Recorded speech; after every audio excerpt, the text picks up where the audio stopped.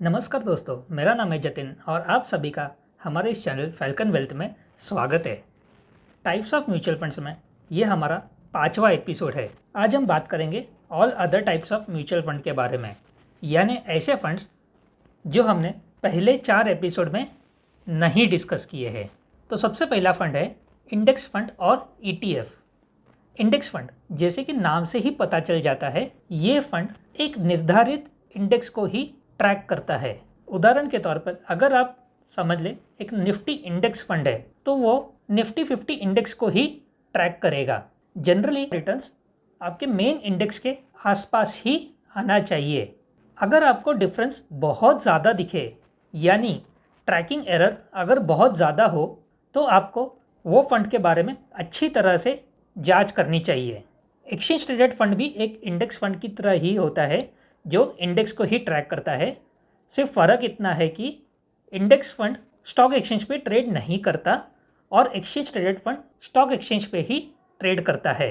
दूसरा है fund of fund.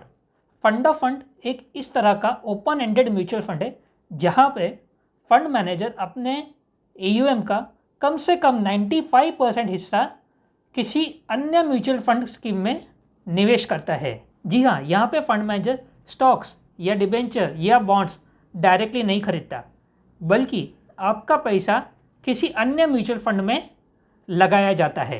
अब सेबी के नियमों के अनुसार हर फंड कैटेगरी में केवल एक ही फंड होना चाहिए, किंतु इंडेक्स फंड, ETF और फंड ऑफ फंड में ये रूल लागू नहीं होता है। तो एक इंडेक्स फंड में 5 तरह के इंडेक्स फंड हो सकते हैं जो अलग अलग इंडेक्स को ट्रैक कर सकते हैं। ठीक उसी तरह एक AMC के पास 5 या 10 तरह के फंड ऑफ फंड हो सकते हैं जिनकी स्ट्रेटेजी एक दूसरे से काफ़ी अलग है। आगे बढ़ते तीसरा type, fixed maturity plans. Fixed maturity plans या FMP एक तरह का क्लोज एंडेड म्यूचुअल फंड होता है।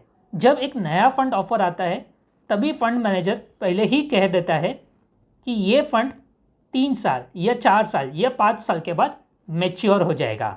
जनरली ये FMPs हमें डेट कैटेगरी में दिखाई देती है। अब क्योंकि FMP एक क्लोज्ड एंडेड म्यूचुअल फंड है, इसके यूनिट स्टॉक एक्सचेंज पे लिस्ट हो जाते हैं पर लिक्विडिटी बहुत कम होती है। चौथा है कैपिटल प्रोटेक्शन फंड। ये काफ़ी इंटरेस्टिंग टाइप का close ended hybrid mutual fund है।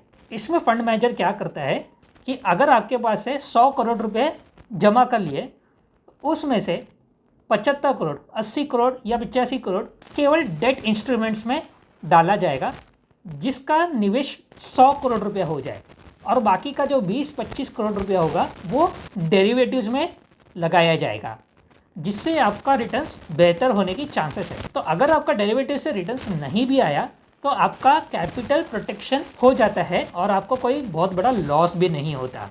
5वां है इंफ्रास्ट्रक्चर डेट फंड या IDF।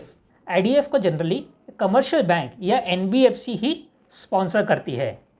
अगर एक IDF कंपनी के रूप में आता है तो वो RBI रेगुलेट करती है, और अगर उसे म्यूचुअल फंड की तरह आना है तो उसको एक ट्रस्ट के रूप में नया इशू लाना होगा। एक IDF क्लोज्ड एंडेड टाइप का म्यूचुअल फंड होता है और इसके टिकट साइज बहुत ज़्यादा होती है, जिसके वजह से रिटेल पार्टिसिपेशन काफ़ी कम होता है। अंत में रियल एस्टेट म्यूचुअल फंड। नाम से ही समझ गए होंगे, इस फंड का मेजॉरिटी हिस्सा रियल एस्टेट प्रोजेक्ट्स में जाता है। हमारे यहाँ 2 तरह के रियल एस्टेट म्यूचुअल फंड्स होते हैं, एक है REIT और दूसरा है InvIT। REIT mutual funds commercial real estate में इन्वेस्ट करते हैं और InvIT केवल इंफ्रास्ट्रक्चर प्रोजेक्ट्स में निवेश करता है। अगर मैं आपको कुछ नाम बताऊँ REITs के, तो वो है embassy office park REITs, Mindspace business park REITs, इस तरह के होते हैं। और InvITs में इंडिया ग्रिड ट्रस्ट और IRB जैसे फंड्स आ जाते हैं। कुछ समय पहले तक एक REIT की मिनिमम एप्लीकेशन साइज होती थी 50,000 और InvIT की 1 लाख रुपए, जो अभी कम होके 10-15 हज़ार के रेंज में आ चुकी है, ताकि रिटेल पार्टिसिपेशन ज़्यादा से ज़्यादा हो सके। तो ये थी सारी जानकारी all other types of mutual funds के बारे में। Thanks for watching.